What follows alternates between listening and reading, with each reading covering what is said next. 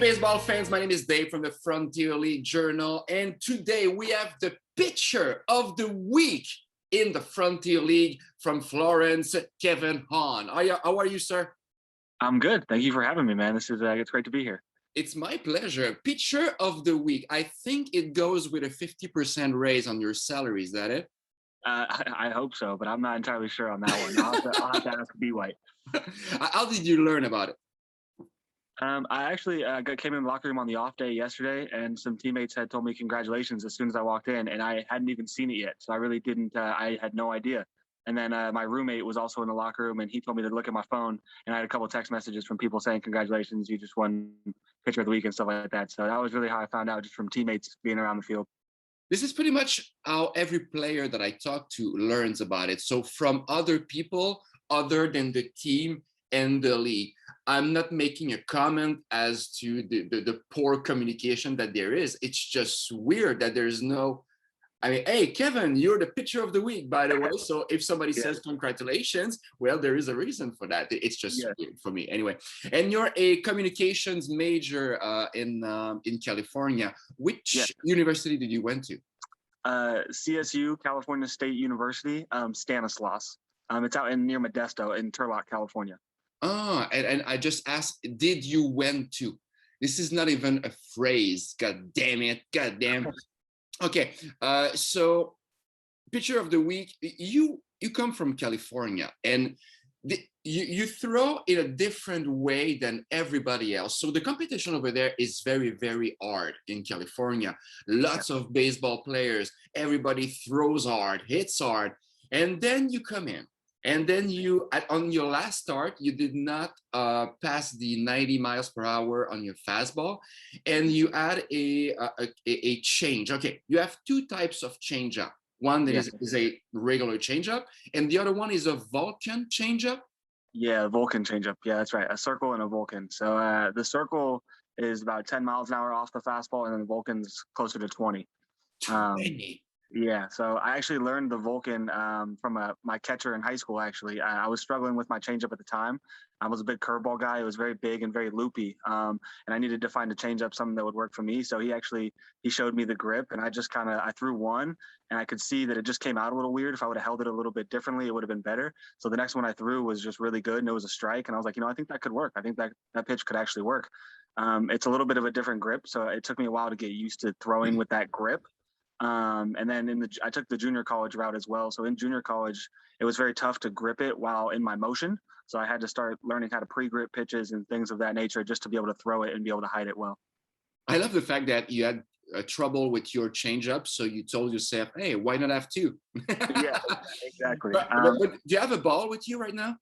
I actually do not. I might be able to go grab one. Let me ask. Yeah, go ahead. So this is my circle right here. As you can see, the circle is kind of on the side.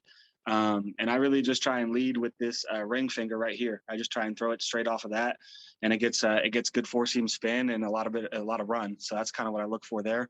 The Vulcan is a little bit different. So I actually throw it like that. It's a split. It's like a splitter. Oh my God.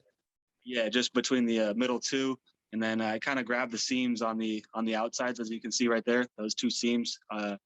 And then really just, it kind of even makes a little circle on the side, but I just try and throw right through it, and it does what it does. Wow. Okay, so what has been the feedback from opposing hitters? What do they say about that ball? What is special and what's difficult for them? They say a lot of people compare it to kind of a Bugs Bunny changeup, which is a little more known name, but I prefer the Vulcan, obviously. But they say it's just really, really slow. My arm action they say it's the same, so it's very difficult for them to be on time like they normally are, to get their stride and their foot down, everything like that, and then they just have to wait and wait and wait and wait. They say it's very tough to. It's easy to see out of the hand a little bit, but it's very tough to wait all the way back on. The circle change seems to be the pitch that guys see four seam spin and they swing a little bit quicker on the count, whereas the Vulcan can kind of take them by surprise and they end up taking it whether it's a strike or not. They just get confused. So obviously your arm action is very, very important for you, right? Yeah, I think the whole thing on changeups is you got to throw it like you throw your fastball, and I think that's something I was taught to at a young age from my dad, who loves changeups, but he just always preached that, throw it the same as your fastball. So even on the Vulcan, even on the weird grip, it's just about how you throw it and how you how you sell it in a sense. You know, it just because it looks different does it. If your arm does the same thing, it's going to be tough for the hitter to pick up. I don't know if it was against the others in Evansville, but I think one of your changeup, your Vulcan changeup, uh, the low end of it, what is it, was in the 50s. Is that possible? Yeah, usually it's like mid 60s, I would say. It's usually like 65 to 67, sometimes a little closer to 70. But yeah, it's really just about getting the 20-mile-an-hour gap. I think that's what makes me different and that's what makes me unique. And if I can command that 20-mile-an-hour gap and command the ball where I want to put it, I think it makes me a little tougher to hit. Okay, just to come back to what I was saying earlier, where everybody throws very, very hard. And I really think that a hitter, once he sees 20 of those 95, 96, 97 fastballs, if it doesn't move a lot, it's very hittable. I would not be able to do that, but a Yeah, professional hitter would be able to do that. certainly. Do you think that there's a place for you in higher levels because of the way you pitch? Because if everybody sees you having success with that and they throw it that way, would that make yours less effective? Does that make any sense to you? Yeah, no, I think certainly I'm a wild card in terms of velocity, and I think that that helps me because the thing I like to think about is we here in Florence we've got a lot of great relievers who throw the ball extremely hard. So I think when you have to face me for 5 to 7, 8 innings, sometimes I think it becomes very difficult to hit those high velocity guys afterwards because if they don't change their game plan against me, I can roll them over very quickly, won't get through the lineup quickly using my off speed pitches and my command, and then a guy like Sean Hughes or a guy like Andrew McDonald can come in and just absolutely throw fuel at the back end. And it's a very difficult game to have to endure. Mm-hmm. But I do, Obviously, okay, go ahead. no, I was going to say, I do hope there is a spot at higher levels for me. Obviously, that's the goal of playing in this league. But right now, I'm just grateful that there's a spot here for me in Florence and I'm getting the opportunities that I've always wanted. Hmm. And obviously, I mean, there's a lot of players looking at these interviews and coaches, so they know what I'm going to say. But for people who don't know, if your changeup is on the low end of the 60s, when your fastball comes in at 89, which is it's fast for me as an idiot who cannot swing a bat, but it seems like it's 99 for a hitter. Would I be right? Yeah, I think that's kind of where I make my money. And one thing that I've learned with Chad is understanding how to use my pitches more so that my fastball can have that effect that you're talking about. I think that's part of the growing process here in Florence, and that's kind of what I've been able to learn over my last couple outings and string together, just working with him to understand how to best use my mix so that my Vulcan can really slow the ball down, and then the fastball has the life that I'm looking for on the back end. That's just all part of being a professional and learning how to use your stuff, but I certainly think that that effect that you're talking about allows me to get inside, especially on those right-handed hitters, and I can catch them leaning out over the plate looking for off-speed pitches if I set it up correctly, and then try and bust them inside later. I think that's been that's part of the success that I have had in my outings is doing that to guys. So hopefully that can continue. This is so interesting, man. I mess with Chad a lot on social media because I appreciate him as a person. I appreciate him as a pitching coach, and he can take my sarcasm. But I will be serious for a minute, and I have two questions for you. Yeah, How, absolutely. how has it changed your perspective? Because this is your first year in pro ball. How has he helped you make that progress in pro ball? Was that more on the pitch, on the mental side, or more on the physical side, or both? I would say both, honestly, because early on, I really believed that Chad believed I had good stuff. And, sometimes coaches will overlook, the fastball velocity and things like that. They get caught up in other things. So I think he had a lot of confidence in me early, so at times, potentially before I had confidence in myself that I could do it at this level. But then in terms of the mental side, he's really got me to understand how to use my pitches to have the most success. And I think one thing that he talked about was the pitch mix, and he kind of enlightened me on what that actually means to mix pitches in certain counts and stuff like that, and what each count means and how important each count is, and really dictating the count. And that's to me what kind of took me to that professional level is understanding the count and understanding how to command the count and dominate the count a little bit better in my favor. Okay. Uh, and my second question, he does a lot of game report, and I'm not talking about the videos. I'm really talking about the written stuff that he does. Yes. I mean, for me, it's like a treasure trove, man. It's like every day I can read this. I can believe that it's available to me. It's like having a look inside the mind of Chad and your work. It's insane. And I Yeah. know that that major league teams appreciate that. That being said, he's very honest. It's not a weakness, not by any stretch of the imagination, but he can be brutal. I mean, he can say publicly what you haven't done right and what you should have done. How do you deal with that? Are you able to see what he can do, or what he wants to do, rather? Yeah, no, I think that's all part of it. You know, you have to be available to accept criticism sometimes. That's just the nature of the business. Even the guys in the big leagues get criticized by people. And I think, you know, at the end of the day, he does want what's best for us and our careers, and he wants us to be able to pitch at a level that's going to get us out of here. So if he's got to say the truth and we've got to hear it, that's just the nature of the business. And I think that's part of being a professional, is being able to take it in stride and just understand that there's a reason for what he's saying, and you got to just keep it moving, because he wants good performances like we want good performances, because good performances help this team win, and that's really what it's all about. Okay, just to come back to your Vulcan changeup, because I had one question that I did not ask, and it seems obvious to me, but right now, Vulcan, what does it mean? Is that the I think there's a Star Trek reference, or is it the Roman god of fire in the mythology? Honestly, I'm really not sure. That's a good. I'll have to look at it, because really, my catcher who taught me, his name is Kyle Hamilton. He taught me in high school the grip, and from the moment he showed me the grip, he was like, "Yeah, this one's called the Vulcan change," and he just showed it to me. And from there, like it was his word. He showed me the pitch. I just kind of rolled with it, and then obviously once I started having more success, even at the college level, he always jokes that if I ever made it big, I got to tell everyone that he was the one who showed me the grip. So I gotta shout him out. It was really him. But while doing, I think I know right now, just thinking about it, because of the grip that you showed me, because the Vulcan Yeah. in Star Trek, their ends goes like this. So that would Yeah. make sense with the way you grip the baseball. Does that make Yeah. any sense to you? Yeah. Yeah, definitely. And I actually have so on my glove, I got a new glove this offseason, 44 glove, and I actually left the wrist part of the glove blank, and I put in the offseason I put a Velcro patch on my glove, so I can actually put interchangeable patches on there, whatever I feel like. And I actually have a patch that's the Star Trek logo that's like that, so I can throw it on my glove and let the whole world know. It's pretty cool. It's pretty neat. Wow. Oh my God. This is so interesting, man. God damn. Okay, cool. So yeah, I was able to put the 4th of July. I started obviously on the 4th of July. That was my 2-start week. And I had the American flag on there for both of my starts that week. So I'll see if I change it up at all this week.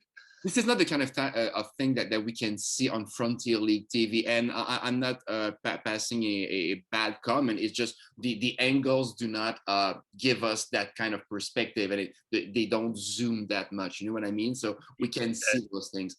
Yeah. So yeah, it's been fun. Yeah, you were a reliever and a starter in 2019, and you've always had success. I mean, you seem allergic to base on balls, so you have great control. You don't strike out that much people, but you're very, very effective, and you're constant in your peripherals right now and throughout your career. Which one do you prefer, starter or reliever?